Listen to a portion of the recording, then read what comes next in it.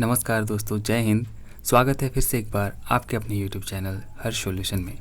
दोस्तों, हम लोग जो देख रहे हैं नागपुरी व्याकरण का टॉप 500 प्रश्न, उसी का ये अगला सीरीज़ है। तो दोस्तों, आइए देखते हैं आज के इस सीरीज़ के इस सेशन में हम लोग कुछ इंपॉर्टेंट प्रश्नों को देखेंगे जो कि आपके आगामी JSSC CGL के एग्ज़ाम के दृष्टिकोण से काफ़ी खास हैं। तो देखिए दोस्तों, जो पहला प्रश्न है वो है, जेके परीक्षा दे का है सिके खूब पढ़े चाहिए। ठीक है, मतलब जिसको भी परीक्षा देना है उसे बहुत ज़्यादा पढ़ना चाहिए। तो प्रस्तुत वाक्य में कौन सर्वनाम कर व्यवहार हो है? तो बताइए दोस्तों, इस वाक्य में किस सर्वनाम की व्यवहार हुई है? पुरुषवाचक, निजवाचक, संबंधबोधक या फिर निश्चयवाचक? इसमें आपका संबंधबोधक जो सर्वनाम है इसका यूज़ हुआ है। ठीक है, व्यवहार हुआ है। देखिए अगला है, जेकर बारे में कोनो बात होएला ओकर ले कौन सर्वनाम कर व्यवहार करल जाएला। तो दोस्तों, जिस किसी भी चीज़ के बारे में बात होती है तो उसके लिए हम लोग जो सर्वनाम का यूज़ करते हैं वो है अन्य पुरुषवाचक सर्वनाम। क्या होता है? अन्य पुरुषवाचक सर्वनाम का। ठीक है, तो ऑप्शन नंबर बी इसका सही हो जाएगा। चलिए देखते हैं अगला प्रश्न। देखिए, वाक्य कर खूबसूरती बढ़ाए के लिए संज्ञा कर अवजी में कौन व्याकरणिक पद कर उपयोग होएला? शब्द कर, उपसर्ग प्रत्यय कर, विशेषण कर या फिर सर्वनाम कर? तो यहाँ पर इस प्रश्न का मतलब ये है दोस्तों कि वाक्य की खूबसूरती को बढ़ाने के लिए संज्ञा के बदले प्रयोग किए जाने वाले पद को क्या कहते हैं? तो पद या फिर शब्द कहिए, उसको आप सर्वनाम कहेंगे। ठीक है, तो ऑप्शन नंबर डी हो जाएगा इसका सही। देखिए अगला है, बात सुनवैया वास्ते कौन सर्वनाम कर व्यवहार होएला? तो बात सुनवैया वास्ते जो सर्वनाम का यूज होता है दोस्तों वो है आपका उत्तम पुरुषवाचक सर्वनाम। ठीक है, ऑप्शन नंबर बी इसका सही हो जाएगा। देखिए अगला है, वो खेल में बड़ा तेज है। वो खेल में बड़ा तेज है। तो प्रस्तुत वाक्य में वो कौन सर्वनाम है के? तो बताइए दोस्तों, इस जो वाक्य है ये वो खेल में बड़ा तेज है, तो इसमें वो जो है किस तरीके का सर्वनाम है?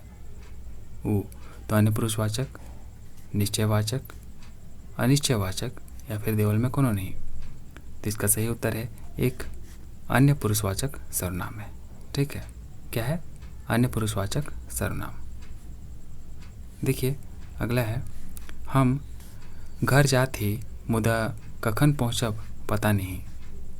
मतलब हम घर जा रहे हैं पर पता नहीं कब पहुँचेंगे, ये पता नहीं ऐसा बोल रहा है। ठीक है, प्रस्तुत वाक्य में कई ठो सर्वनामिक पद हैं। तो यहाँ आप देख सकते हैं दोस्तों कि इसमें कितने सर्वनामिक पद हैं। इसमें आपके कुल 2 सर्वनामिक पद हैं। ठीक है, हम घर जाती मुदा कखन पहुँचब पता नहीं। तो देखिए अगला अब हम लोग देखेंगे, रात पहर रौरे कने से आवत रही। प्रस्तुत वाक्य में कई ठो सर्वनामिक पद है। तो देखिए दोस्तों, फिर से यहाँ पर पहले वाले प्रश्न की तरह इसमें आपको बताना है कि इसमें कितने सर्वनामिक पद हैं। ठीक है, तो रात पहर रौरे कने से आवत रही, तो इसमें आपके कुल 2 सर्वनामिक पद हैं। ठीक है, तो आप कौन कौन है आप बताइएगा। देखिए, रौरे एक हो जाता है और रात पहर रौरे कने से आवत रही। ठीक है, तो आप दूसरा बताइए कौन है। ठीक है, देखिए अगला है, ए दे, ओ दे, ए है सर्वनामिक पद केकर बोध करवाएला।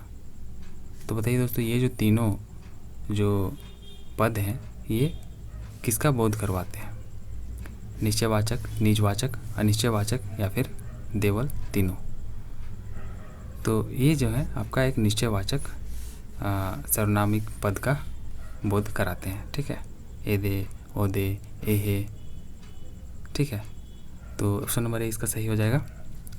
देखिए अगला है, ई छोड़ा मन इंजोरिया राइत में मूसा मारे जा रहा है। प्रस्तुत वाक्य में ई कर संबंध कौन सर्वनामिक पद से आए? तो इसका अर्थ है दोस्तों कि ये जो लड़का लोग है, ये लोग उजाला जो रात होता है जिसमें चांद निकला हुआ होता है, वैसे रात में चूहा मारने के लिए गए थे। तो इसमें पूछ रहा आपसे कि ये जो ई है, ठीक है, यहाँ पर जो ई है ये संबंध किससे संबंध कौन से सर्वनामिक पद से संबंध रखता है? तो निश्चयवाचक, अन्य पुरुष, निजवाचक या फिर देवल में कोनो नहीं। तो इसका जो सही उत्तर ऑप्शन नंबर बी हो जाएगा, अन्य पुरुषवाचक। ठीक है, क्या हो जाएगा? अन्य पुरुषवाचक। देखिए अगला है, जेकर जाइत डूबेला सेकर बोध घुर आवेला। ठीक है, प्रस्तुत वाक्य में कौन सर्वनाम मुखर है? तो बताइए दोस्तों, जेकर जाइत डूबेला सेकर बोध घुर आवेला में कौन सा सर्वनाम जो है मुखर है, मतलब इम्पोर्टेंट है? तो यहाँ पर प्रस्तुत जो हुआ है वो है आपका पुरुषवाचक, अन्य पुरुषवाचक, अनिश्चयवाचक या फिर आदर्शसूचक या फिर संबंध बोधक। तो ये आपका संबंध बोधक हो जाएगा। ठीक है, क्या हो जाएगा? संबंध बोधक। चलिए देखते हैं अगला प्रश्न। नागपुरी ध्वनि मानक वर्गीकरण कर कई ठो आधार हैं? तो नागपुरी ध्वनि मानक वर्गीकरण कर कई ठो आधार हैं दोस्तों? 1, 2, 3 या फिर 4? ये आपका कुल 3 होते हैं। कितने हैं? 3। मैंने आपको ऑलरेडी बताया है ये। ठीक है, देखिए अगला है, सुने कर आधार पर ध्वनि कर वर्गीकरण कई किस्म से करल जाएला। तो सुनी कर आधार पर ध्वनि कर वर्गीकरण आपका कुल 2 किस्म पर किया जाता है। ठीक है, 2 हो जाएगा यहाँ पर ऑप्शन नंबर ए। देखिए अगला है, उच्चारण ठाव कर आधार पर स्वर ध्वनि कर वर्गीकरण कौन आधार पर होएला? तो उच्चारण ठाव के आधार पर जो स्वर ध्वनि होते हैं दोस्तों, उसका वर्गीकरण आपका देवल सभ्य हो जाएगा। यहाँ पर अग्र, मध्य और पश्च तीनों से ही होता है। ठीक है, तो ऑप्शन नंबर डी इसका सही हो जाएगा। देखिए अगला है, उच्चारण ठाव कर आधार पर देवल में से कौन स्वर अग्र स्वर कहायला? तो अग्र स्वर कौन कहलाता है दोस्तों? ई, ए या फिर देवल सभ्य? तो अग्र स्वर जो कहलाता है वो आपका ये सभी कहलाते हैं, तीनों ही, ई, बड़ी ए। ठीक है, देखिए अगला है, अ कर उच्चारण में जीभ कर कौन भाग कर उपयोग होएला? तो अ के उच्चारण में आपका जो उपयोग होता है वो आपका मध्य भाग होता है। ठीक है, अ।